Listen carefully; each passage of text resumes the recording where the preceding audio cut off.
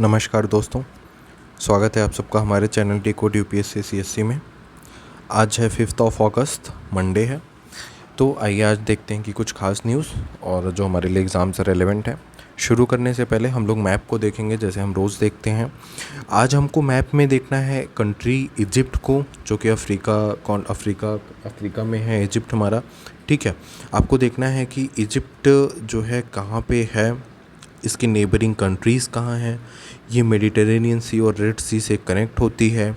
यहाँ पे पोर्ट कौन सा है जो इम्पोर्टेंट है, जैसे ये अलेक्जेंड्रिया पोर्ट है। और आपको ये कायरो इसका जो कैपिटल है, नाइल रिवर जो यहाँ पे आता है। तो ये सारी चीज़ें आपको देखनी है यहाँ पे। जैसे यहाँ पे लेक नासिर है जो बहुत इंपॉर्टेंट है। तो जो जो इम्पोर्टेंट रीजन्स हैं इसके जोग्राफ़ी से रिलेटेड, पॉलिटिक्स से रिलेटेड, दोनों आपको देखने हैं। और देख के फिर से आपको या तो आपको उसको एक नोट्स बनाना है, उसको नोट्स में जाके वहाँ पे इजिप्ट लिखना है। इजिप्ट के आगे आप मुश्किल से 5 लाइन में सारी चीज़ों को लिख सकते हैं ताकि वो आपको लंबे टाइम तक याद रहे। ठीक है, आज जो फ्रंट पेज पे हमारे कुछ न्यूज़ थे जो ज़रूरी ये थे कि इंडिया जो है सेमीफाइनल्स के लिए क्वालिफाई कर लिया है। ठीक है, हॉकी में एक थोड़ी बैड न्यूज़ ये भी थी कि बैडमिंटन में जो है हम नहीं जीत पाए हैं, लेकिन उम्मीद है कि हॉकी में हम अच्छा करेंगे। और हम बिल्कुल भगवान से मनाते हैं कि हॉकी में कम से कम इंडिया जो है कुछ अच्छा कर दिखाए इस बार। क्योंकि हॉकी हमारा इंडियन नेशनल गेम है, तो उम्मीद कर सकते हैं हॉकी के लिए हम। ठीक है, ओके। एंड उसके बाद अभी तक स्टिल बांग्लादेश में जो है अभी भी चीज़ें नॉर्मल नहीं हुई हैं। वहाँ पे अभी भी प्रोटेस्ट चल रहा है। एटलीस्ट जो अभी लेटेस्ट इरप्शन जो हुए हैं, क्लैशेस हुए हैं, उसमें करीबन 97 people have been died and 14 of them were policemen.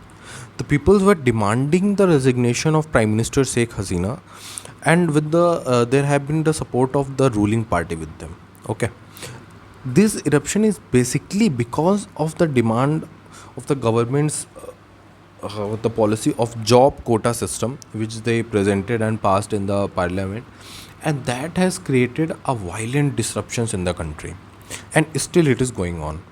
Okay, but जो बांग्लादेश की गवर्नमेंट है वो अभी भी अपने पॉलिसीज़ को वापस नहीं ले रही है, क्योंकि वहाँ पे एक तरह से देखा जाता है, ये बोला जाता है कि वहाँ पे जो अपोजिशन पार्टी है बांग्लादेश की, वो अपोजिशन पार्टी जो है मतलब कोई इतना काम में नहीं है। मतलब उसके ना मेंबर्स हैं उतने ढेर सारे, ना मतलब वो उतनी पावर में नहीं है वहाँ पे, एक तरह से आप कह सकते हो। तो बांग्लादेश एक तरह से वन पार्टी सिस्टम हो गया है पिछले कुछ टाइम से।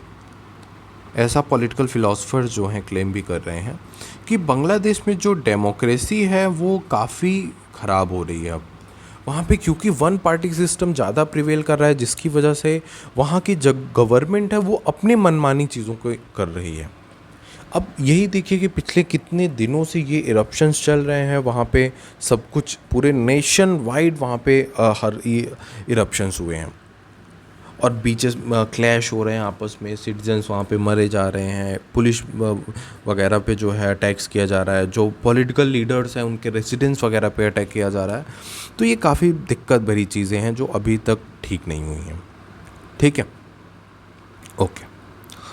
जो आज उसके बाद आते हैं हम डायरेक्ट एडिटोरियल पे, क्योंकि बीच में कुछ ऐसा खास न्यूज़ नहीं था और आज के एडिटोरियल्स में भी थोड़ी बहुत ख़ास चीज़ें दिखी। जैसे ये आया था आज का एडिटोरियल में कि the psychology of extra wagons. अगर आप इसको देखें, जैसे आप इस आर्टिकल को अगर पढ़ रहे हैं, तो इस आर्टिकल को पढ़ने के बाद आपको एक जैसे फिलोसॉफिकल ऐसे हमारा होता है, जो फिलोसॉफिकल ऐसे होता है वो काफ़ी कुछ इससे हेल्प मिल जाती है। अगर इन द केस अगर ऐसा कुछ आता है कि जैसे मतलब क्यों हमारे यहाँ इंडिया में इतनी ज़्यादा इनइक्वालिटीज़ हैं, एंड इनइक्वालिटीज़ हैं तो ये क्यों हैं, और जो इतना ज़्यादा मतलब कि शादियों वगैरह पे खर्चा हो रहा है, जैसे आपको पता ही होगा लेटेस्ट में जो हो रहे हैं चीज़ें, कोई इतना ओवर वैल्यूड जो है खर्चा किया जा रहा है कि उसका कोई मतलब नहीं हो रहा है। मतलब कि लोग यहाँ पे भूखे पड़े हैं और लोगों के पास खाने को भी नहीं है, लेकिन वहाँ पे 5-5 हज़ार करोड़ में शादियाँ की जा रही हैं। क्यों? ये सब बस दिखाने के लिए।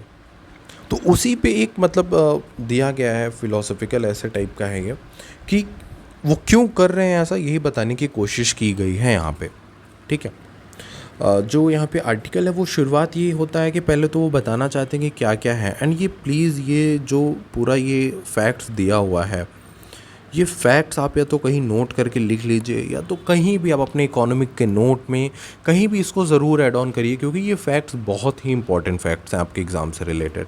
ठीक है, क्या रहा है, if anything the undignified display of wealth by A billionaire during and in the run up to a recently held family wedding shows how vanity clouds the capacity of most Indian billionaires to recognize the stark contemporaneity of their follies, grandeur, inequality, and abject poverty. Economists Nitin Kumar Bharti, Lucas Chancel, Thomas Piketty, and Anmol Somanchi in their March 2024 study titled Income and Wealth Inequality in India 1922 to 2023, The Rise of Billionaire Raj. ये word बड़ा important मुझे लगा, the rise of billionaire राज। ठीक है, थोड़ा interesting word है, eye catching word है ये, तो आप इसको ज़रूर यूज़ कर सकते हैं आंसर्स में। That informs us that in 2022 to 23, the top 1% income and wealth shares were 22.6% and 40.1% respectively। मतलब कि जो टोटल टॉप 1% इनकम है, वो जो टोटल लोगों का वेल्थ है वो करीबन सिर्फ 22% लोगों के पास है, और वो टोटल वेल्थ का 40% उनके पास है वहाँ पे। ठीक है, आगे इसको और अच्छे से समझते हैं कि in real term the top 1%, जो ऊपर के सबसे ऊपर के टॉप 1% है, उनके पास एवरेज जो वेल्थ है वो लगभग 54 मिलियन है। एवरेज वेल्थ उनके पास है, और ये एवरेज वेल्थ कितना है, 40 टाइम्स द एवरेज इंडियन। मतलब एक एवरेज इंडियन के पास जितना पैसा होना चाहिए उससे 40 गुना ज़्यादा पैसा वो टॉप के 1% लोगों के पास है। एंड जो मतलब कि अगर आप उसके मिडिल मैन की बात करें, बॉटम के 50% की अगर आप बात करते हैं, तो वो जो है होल्ड करते हैं 0.17 मिलियन। एवरेज है ये कि उनके पास 0.17 मिलियन एवरेज है, and it is just 0.1 times the national average. कहाँ टॉप 1% के पास 40 गुना ज़्यादा है नेशनल एवरेज का, एंड 50% जो मतलब बिलो 50% है वहाँ पे, उनके पास 0.1 टाइम्स द नेशनल एवरेज है वहाँ पे। इनक्वालिटीज़ देख रहे हैं कितनी ज़्यादा इनक्वालिटीज़ है यहाँ पे, एंड ₹0.96 मिलियन या 0.7 times the national average respectively. मतलब कि जो मिडिल 40% है उनके पास तो और भी कम हो जा रहा है यहाँ पे। If this was not stunning enough, the wealthiest 10,000 individuals out of 920 million Indian adults own an average of 22.6 billion in wealth, which is a mind-boggling। मतलब कि जो wealthiest 10,000 लोग हैं हमारे इंडिया में, उनका जो एवरेज है वो 22.6 बिलियन है। आप इमेजिन करिए कि कितना ज़्यादा पैसा है लोगों के पास, कि अमीर और अमीर होता जा रहा है, गरीब और गरीब होता जा रहा है इस टाइम पे। ठीक है, and it is 16,763 times the average Indian. Even more shocking is that nearly 90% of the billionaire wealth in through 2022-2023 was held by upper caste। मतलब कि जितने भी ये बिलियनियर्स थे उसमें 90% जो हैं वो अपर कास्ट के हैं, 10% से भी कम लोग ओबीसी से हैं, एंड 2% से भी कम लोग आपके शेड्यूल कास्ट से हैं। ये मतलब देखिए कैसे स्पेसिफाई करके ये स्टडी को लाया गया। आप इसको प्रॉपर रिप्रेजेंटेशन कर सकते हैं यहाँ पे चीज़ों का, एंड एसटीज़ का तो वहाँ पे कोई नामो निशान भी नहीं है।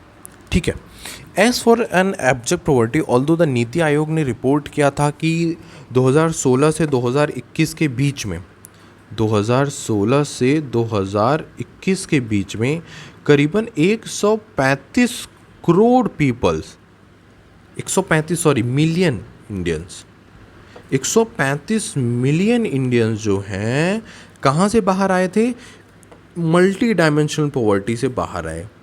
मल्टी डायमेंशनल पॉवर्टी से बाहर आते हैं ये। लेकिन आपको ये नहीं पता होगा कि इनका जो ये मेन क्राइटेरिया है ये फूड है। मतलब फूड के बेसिस पे ये जो हैं इनको बता रहे हैं कि ये बाहर आए हुए हैं, ना कि इनकम।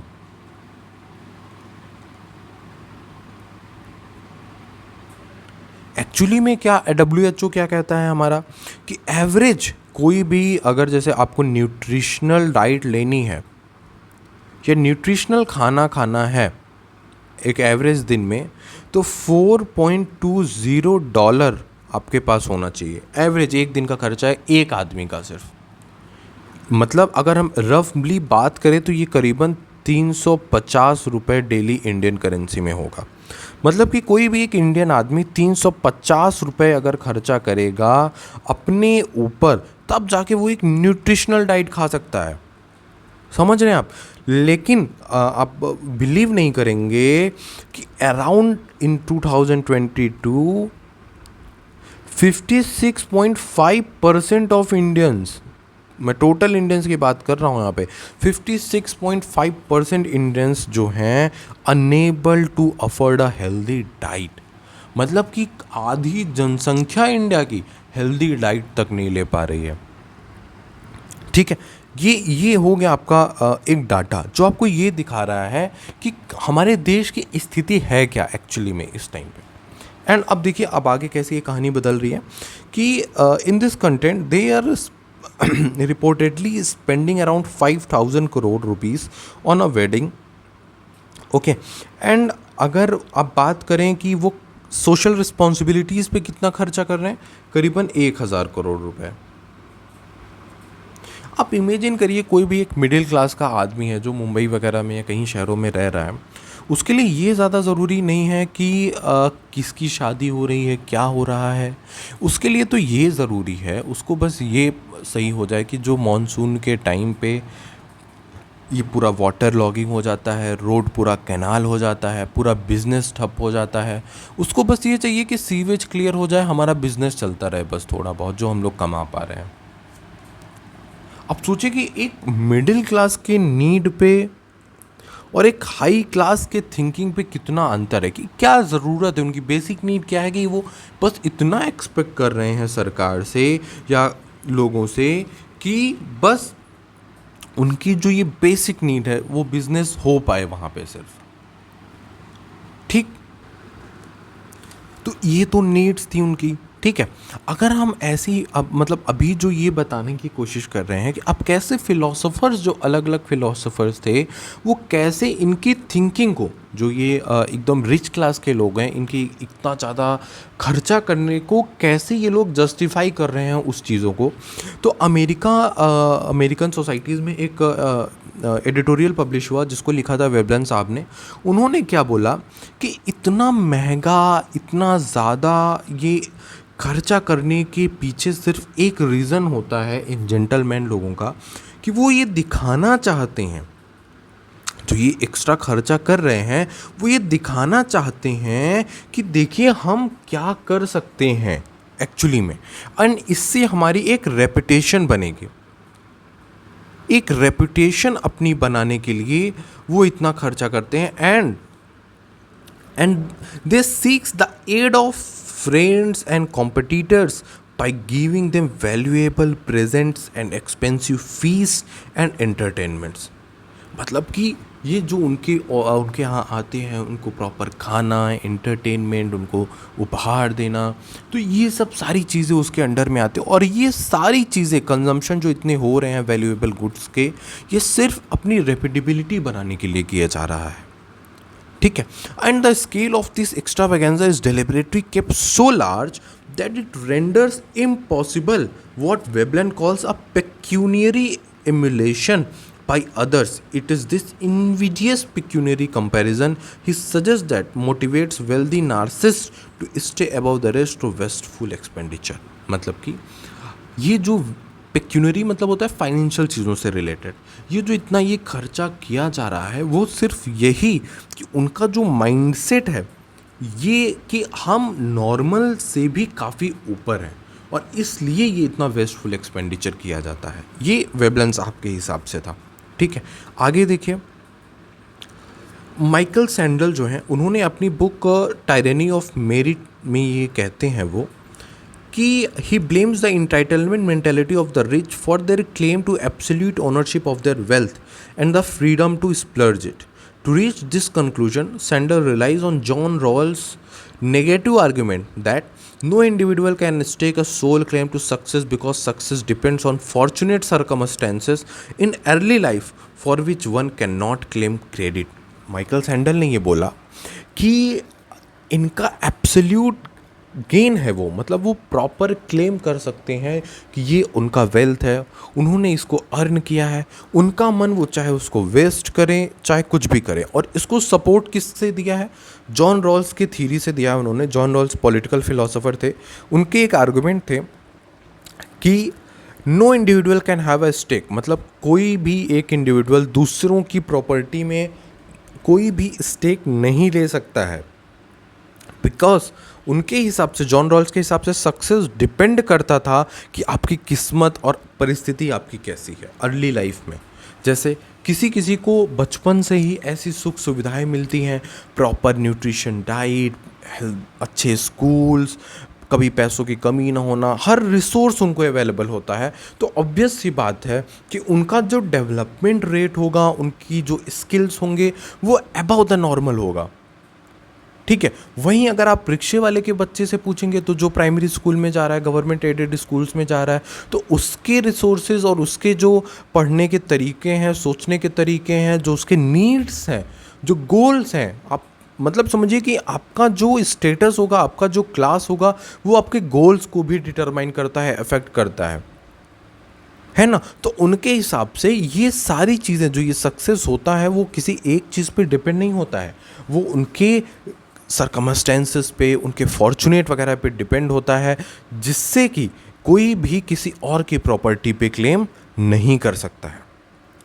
सैंडल साहब ने ये भी बोला कि he highlighted that the rich to believe that their talents entitle them to the bounty that the market bestows upon them, and by the extension the poor deserve their fate for their lack of merit। उनके हिसाब से ये है कि कोई भी poor इसीलिए है क्योंकि उसके अंदर मेरिट नहीं है। समझ रहे हैं? गरीब है क्योंकि वो उसके अंदर मेरिट नहीं है, उसके अंदर स्किल नहीं है, उसके अंदर प्रतिभा नहीं है। और कोई अमीर है तो वो अपने मेरिट के अकॉर्डिंग वो उतना अमीर हुआ है। उन्होंने इस चीज़ का सपोर्ट कर रहे हैं। ये कैसे, ये आप माइकल सैंडल साहब जो हैं इस चीज़ का सपोर्ट कर रहे हैं कि जो वेल्दी लोग हैं वो अपने मेरिट के वजह से वहाँ तक पहुँचे हैं और वो उनका सोल राइट है वो करना। आप थिंकिंग को समझिए और इस चीज़ को बस देखिए कि कहाँ तक लोग जा रहे हैं।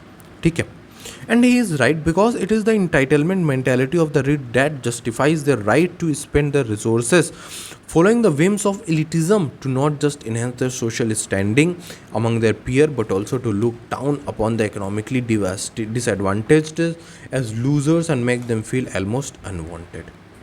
ठीक है, ओके।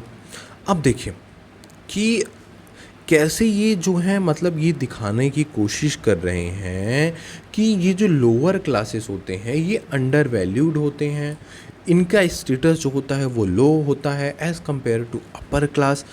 ये अपर क्लास इसी वजह से उनके पास एब्सोल्यूट राइट है कि वो अपने वेल्थ को जैसा मन वो वैसा उसको एक्सपेंडिचर कर सकते हैं।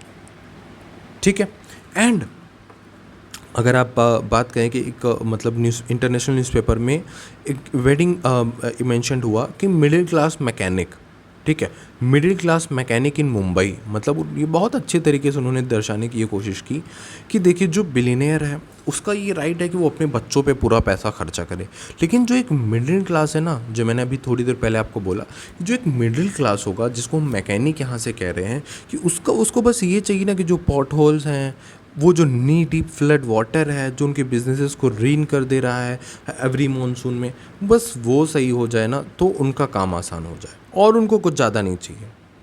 ठीक है, हाँ, इसी में देखिए अगर आप कुरान की बात करते हैं, कुरान में बहुत अच्छा चीज़ बोला गया है, कुरान में मेंशन किया गया है इस चीज़ को कि अ radical statement on the right of the under privilege which want that wealth is God given. उनके हिसाब से जो वेल्थ आपको मिल रही है वो भगवान ने दी है, गॉड ने दी है, अल्लाह ने दी है, and the rich only hold it as trustees, एंड जो अमीर है वो सिर्फ उनके ट्रस्टीज़ हैं।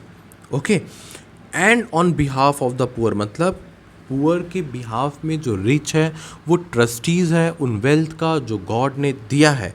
हैंस द सप्लिकेंट मतलब जो दिया है, एंड द डिप्राइव्ड जिसके पास नहीं है, मतलब जिसके पास है वो सप्लिकेंट है, एंड जिनके पास नहीं वो डिप्राइव्ड है, जिसे महरूम कह रहे हैं, have a recognised right in it, मतलब कि जिनके पास नहीं है मतलब कि गरीब का अधिकार है उस धन पे, कुरान में ऐसा कहा गया है। And by introducing the doctrine of trusteeship and using the word right in place of charity, मतलब उन्होंने क्या लिखा है यहाँ पे कि ये वर्ड देखिए, इन हैव अ रिकॉग्नाइज्ड राइट का वर्ड इन्होंने यूज़ किया। अगर आप कहीं राइट कह रहे हैं तो आप डायरेक्टली कह रहे हैं कि उनका अधिकार है उस चीज़ पे, तो उन्होंने राइट का यूज़ किया। And Quran not just redefine the idea of wealth ownership but expanded the rights of poor to bring them on a par with the rich in every aspect of life, thus restoring their dignity.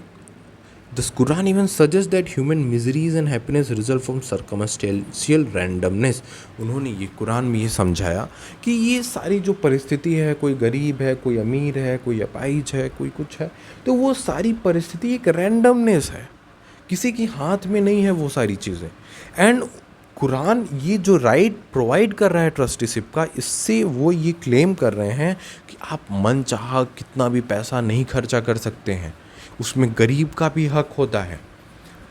ठीक है, God ने सिर्फ आपको एक trustees की तरह भेजा हुआ है कि आप रखवाली करिए और उसको अच्छे कामों में यूज़ करिए। देखिए, अगर आप ओवरऑल देखें, प्रैक्टिकल माइंडसेट से देखें तो हमारा कोई हक नहीं बनता है, ठीक है।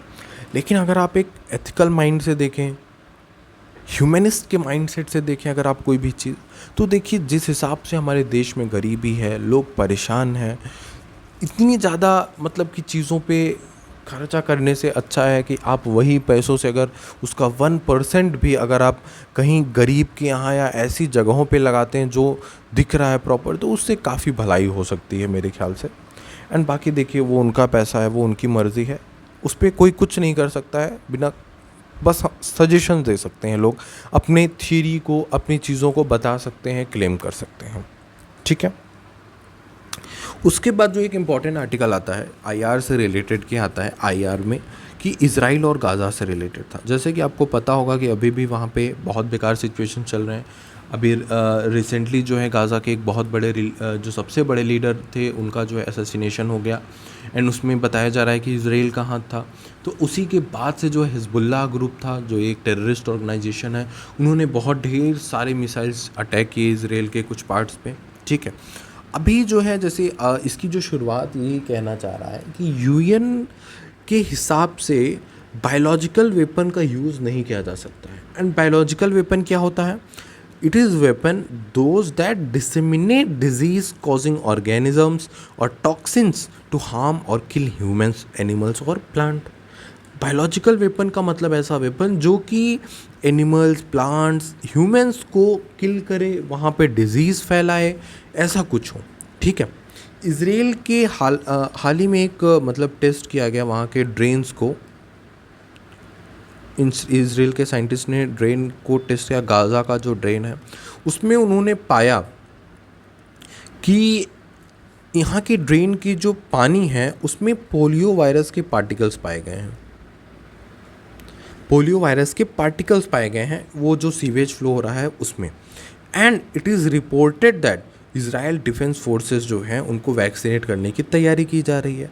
अब आप सोचिए कि अगर सीवेज में पाया जा रहा है, ये सीवेज डायरेक्ट सी में जा रहा है, एंड सी से ही कुछ दूरी पे बच्चे वगैरह नहा वहा रहे हैं, सब कुछ कर रहे हैं, ठीक है। ऑब्वियस सी बात है कि गाज़ा के इस टाइम करंट सिचुएशन की अगर हम बात करें तो वहाँ पे सिर्फ 36 रनिंग हॉस्पिटल्स हैं। अभी तक जो है ऐसा कोई बहुत बड़ा आउटरीच तो नहीं दिखा पोलियो का, लेकिन अगर वहाँ की सीवेज में पोलियो वायरस के पार्टिकल पाए जा रहे हैं तो इसका मतलब है पानी में वहाँ पे पोलियो वायरस पार्टिकल होगा।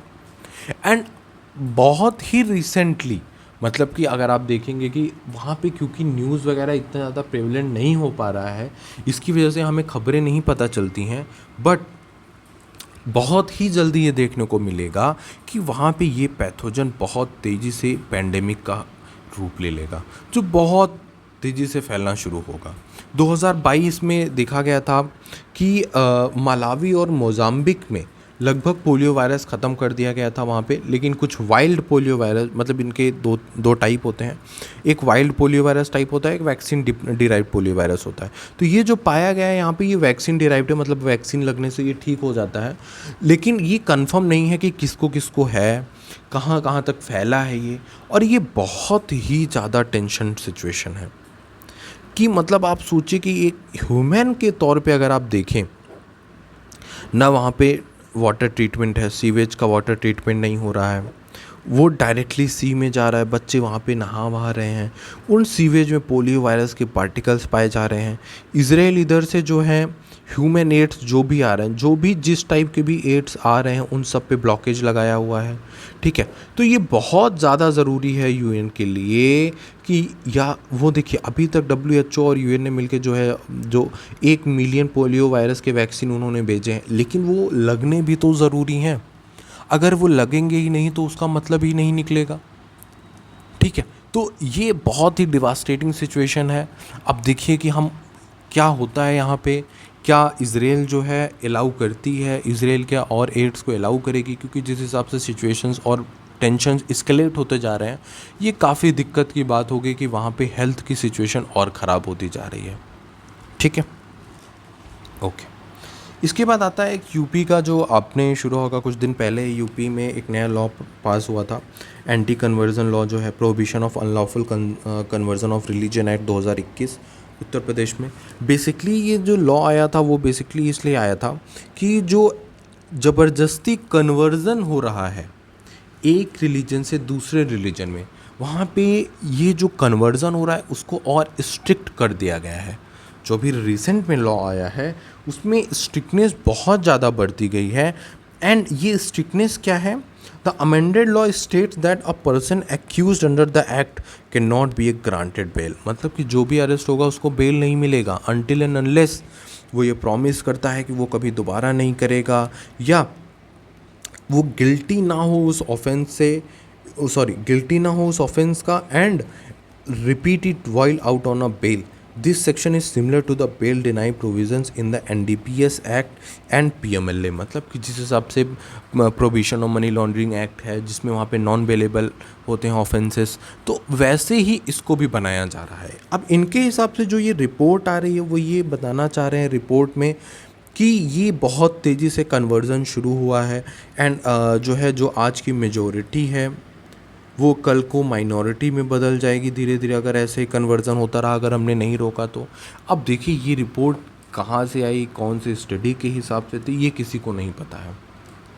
ठीक है, तो अब ये जो एक्ट्स बन रहे हैं ये एक मिडिवल माइंडेडनेस को दिखा रहे हैं, यही ये आर्टिकल बताना चाह रहा है कि मतलब कि आज के टाइम पे भी अगर आप ऐसे लॉज को ला रहे हैं जो ये कि लोगों को एक फ्रीडम होता है, फ्रीडम ऑफ रिलीजन है, profess to practise their religion है वहाँ पे, लेकिन तब भी वहाँ पे ऐसे लॉज आ रहे हैं जहाँ पे ज़बरदस्ती मतलब कि ना इंटर मैरिज किया जा रहा है, इंटर कास्ट मैरिज करने के अलाउंस मिलती है ना, ये मतलब ये सारी चीज़ें दिखाई जा रही हैं कि कैसे आप एक लिमिटेड एरिया या लिमिटेड गवर्नमेंट के अंडर में नहीं रह रहे हैं। ये गवर्नमेंट ऐसी चल रही है इस टाइम पे जहाँ पे उनका डिस्क्रिशन बहुत ज़्यादा देखने को मिल रहा है।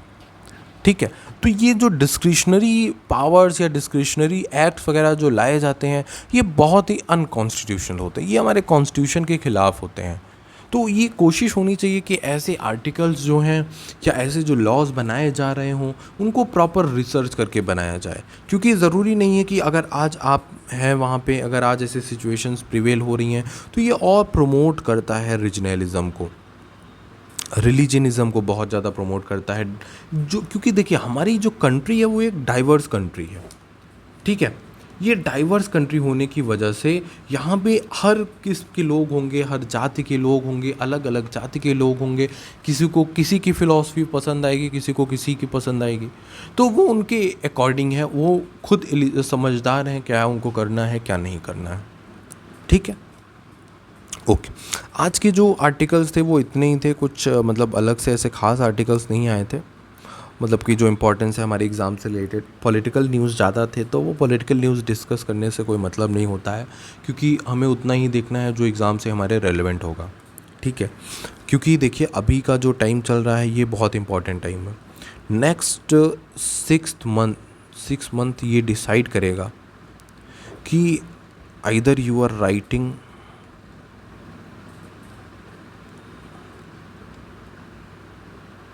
मेंस ऑफ 2025 और नॉट। अगर ये 6 महीने आप अच्छे से कर लें तो आप मेंस में बैठेंगे और मेंस को क्वालिफाई भी करेंगे, इतना समझ के रखिए। तो आप अपने टाइम को जुडिशियसली यूज़ करिए, वेस्ट मत करिए, रेगुलर कंसिस्टेंसी के साथ अपनी चीज़ों को देखिए करिए। ऐसे आपको हफ्ते में एक आध दिन ज़रूर मिलेंगे जिस दिन आपको पढ़ने का मन नहीं होगा वहाँ पे, लेकिन तब भी आप अपने मन के अकॉर्डिंग मत चलिए। 3 से 4 घंटा मिनिमम 5 घंटे आप ज़रूर पढ़िए, ताकि आपकी जो कंसिस्टेंसी है वो ब्रेक ना हो और एक रेगुलरिटी मेंटेन रहे आपके लाइफ में। ठीक है, ओके। इसी के साथ आज का न्यूज़ ये ख़त्म करते हैं हम। बाकी उम्मीद करते हैं कि आप लोग अच्छे होंगे, पढ़ाई वगैरह कर रहे होंगे। तब तक के लिए धन्यवाद।